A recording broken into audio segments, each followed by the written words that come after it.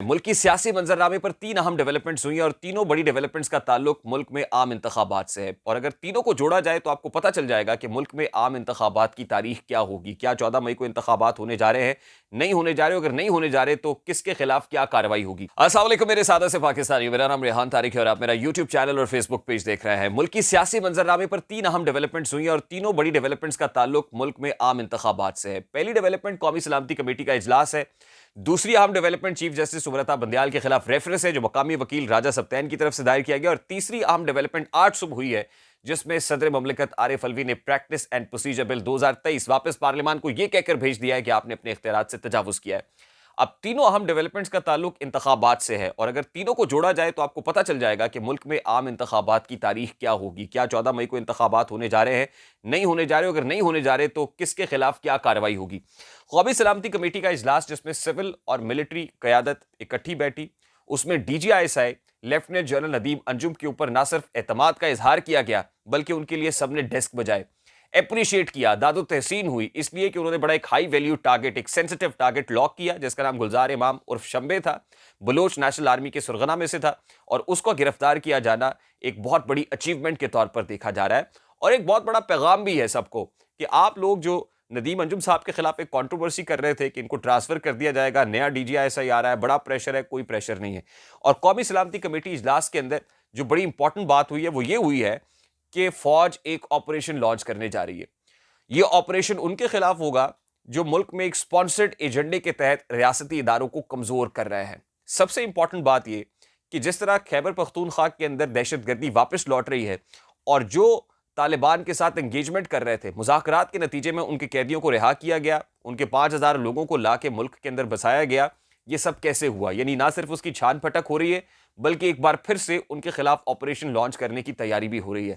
और एक बहुत बड़ी चार्जशीट रखी गई है माजी की इस्टेब्लिशमेंट के ऊपर जिसमें साबिक DGISI जनरल फैज हमीद और chief of the army staff general Qamar Javed Bajwa के खिलाफ एक चार्जशीट इस कौमी सलामती कमेटी के इजलास में रखी गई और बताया गया कि वो कौन कौन से सेंसिटिव एरियाज हैं जहां हमें मुश्किलात का सामना है। और फिर खास तौर पे सोशल मीडिया पर हमने आपको कल भी बताया था कि हाफिज साहब इस पर बहुत बरहम है कि उनकी तस्वीर को शेयर किया जा रहा है, उस पर कंट्रोवर्सी क्रिएट की जा रही है, उन पर लान तान की जा रही है। ये किसी भी सूरत काबिल कबूल या जस्टिफाइड नहीं है। वो इस कदर सीख पाए कि सोशल मीडिया पर ये जो लोग हर्जासराई करते हैं, जो ट्रोलिंग करते हैं, ये जो सोशल मीडिया के टाइगर्स हैं, अब इनका भी कला कमा होगा, पकड़ा जाएगा, पकड़ धकड़ होगी, भलसफाई होगी, ऑपरेशन क्लीन अप होगा। ना सिर्फ यहां होगा बल्कि ऑन ग्राउंड जो दहशतगर्दी कर रहे हैं। और एक बहुत बड़ा प्लान अनवेल किया गया इस कौमी सलामती कमेटी की मीटिंग के अंदर कि अभी इंतखाबात करा के उन दहशतगर्दों के जरिए से जो पॉलिटिकल अपोनेंट्स हैं उनको टारगेट किया जाना मकसूद था। यानी अगर अभी इंतखाबात होते हैं तो आपको पता है कि तालिबान की तरफ से अगर थ्रेट आ रहा है तो वो इमरान खान को नहीं आ रहे बल्कि मौलाना फजल रहमान को आ रहा है, वो बिलावल भुट्टो को आ रहा है, वो नवाज शरीफ या मरियम नवाज को आ रहा है। यानी ये कैसा थ्रेट है कि जो सिलेक्टिव थ्रेट है जिसके अंदर इमरान खान जिसको बड़ा पॉपुलर लीडर कहा जाता है उसको कोई थ्रेट नहीं है और इन तमाम तर पॉलिटिकल ओपोनेंट्स को थ्रेट है। तो बताया ये गया है कि असल में जिन लोगों ने इनको ला के बसाया, जिन लोगों ने ये ऑपरेशन किया, जिन लोगों ने ये मीडिएशन की, लोगों को वापस लेके आए और जो खुशियां बना रहे थे, जो काबुल जाके चाय की प्याली के जरिए से ये बताने की कोशिश कर रहे थे कि हमारे तालिबान से बड़े अच्छे ताल्लुकात हैं, उन्होंने तालिबान को इस्तेमाल करना था और मुल्क में अपने सियासी मुखालिफिन का सर कुचलना था। इसलिए अब उनके खिलाफ ऑपरेशन इंतहाई जरूरी हो गया है। ये ऑपरेशन अगर हो रहा होगा तो इसका मतलब यह कि फौज तो वहां बिजी होगी। जब फौज वहां मसरूफ होगी तो मुल्क में इलेक्शंस के लिए नफरी कहां से आएगी? सीधा साधा आंसर है, इन दबे अल्फाज के अंदर, बड़ी ही नपे तुली लैंग्वेज के अंदर जो कौमी सलामती कमेटी का इलामिया जारी किया है उसमें यह बता दिया गया है कि भाई हम ग्रैंड डायलॉग नहीं, ग्रैंड ऑपरेशन करने जा रहे हैं। और उस ग्रैंड ऑपरेशन में खबरदार किसी ने अगर हमें तंग करने की कोशिश की, क्योंकि मुल्की मफाद के खिलाफ जो लोग काम कर रहे हैं, रियासती अनासर ऐसे जो रियासत को कमजोर कर रहे हैं, अब उनका कला कमा होगा और छोड़ेंगे नहीं बल्कि मारेंगे चुन चुन के। तो ग्रैंड डायलॉग नहीं, ग्रैंड ऑपरेशन। दूसरी इंपॉर्टेंट चीज, चीफ जस्टिस उमर बंदयाल को पैगाम दे दिया गया है कि हुजूर अपना कंडक्ट दुरुस्त करें, या आपने जो करना था अपने ताबूत में आखिरी कील ठोक दिया है। अगर अब भी आपको समझ नहीं आ रही तो फिर आपको घर जाना पड़ेगा। कल एक वकील राजा सप्तैन ने रेफरेंस दायर किया और कल ही के दिन जस्टिस अतर मिनल्ला का इख्तलाफी नोट भी सामने आया। व्हाट अ कोइंसिडेंस कि जो कौमी सलामती कमेटी का इलामिया है वो तो बड़ी देर से आया, लेकिन जस्टिस अतर मिनल्ला का जो इख्तलाफी नोट है, तफसीली नोट 25 सफ़ात पर मुश्तमिल, वो ज़रा पहले आ गया, जिसका मतलब आप समझें।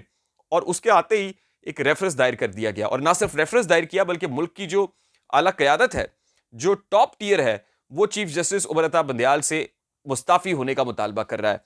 ये मरियम नवाज साहिबा ने भी कहा, वफाकी हुकूमत ने भी कहा, नवाज शरीफ ने भी कहा, मौलाना फजलुर रहमान ने भी कहा, एमल वली खान ने भी कहा, हत्ता कि जमात इस्लामी ने भी चीफ जस्टिस उमर अता बंदयाल से मुस्ताफ़ी होने का मुतालबा कर दिया है।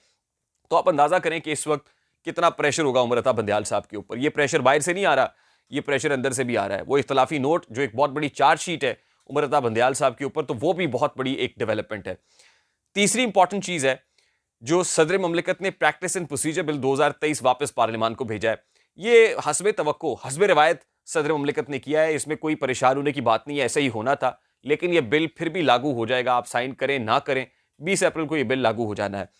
अब बात यह है कि होगा क्या। इलेक्शन कमीशन ऑफ पाकिस्तान को बाउंड किया गया है कि आपने 11 अप्रैल को जो 21 अरब की तफसीलात हैं वो सुप्रीम कोर्ट के सामने रखनी है, और 17 अप्रैल तक आपने सिक्योरिटी मामलात की तफसीलात सुप्रीम कोर्ट ऑफ पाकिस्तान के सामने रखनी है।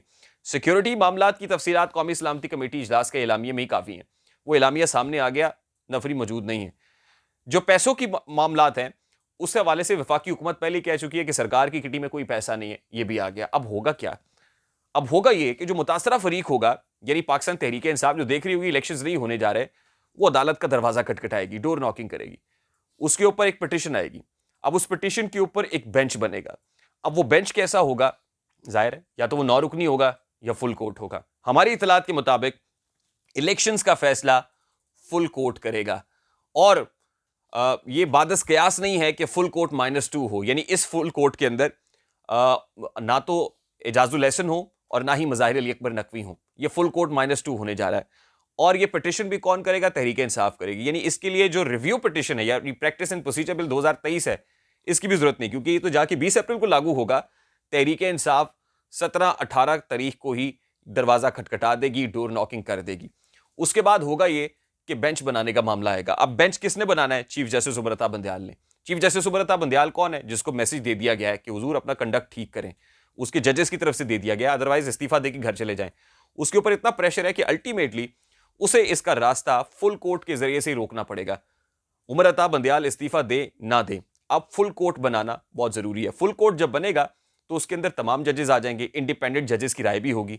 जब इंडिपेंडेंट जजेस की राय होगी, जिन्होंने ऑलरेडी 184(3) को मुस्तरद कर दिया, उसके तहत 100 नोटिस को, जिन्होंने कह दिया कि इंतखाबात से मुतालिक जो तरीकाकार आपने अपनाया है, बेंच की कॉम्पोजिशन जैसे तैसे हुई है, ये नहीं हो सकती।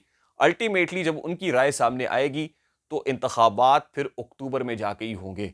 तो मेरे सादा से पाकिस्तानियों, ये कोई बड़ी कोई मुश्किल बात नहीं है, गुत्ती सुलझ गई है कल की इंपॉर्टेंट हैपनिंग्स की सूरत में।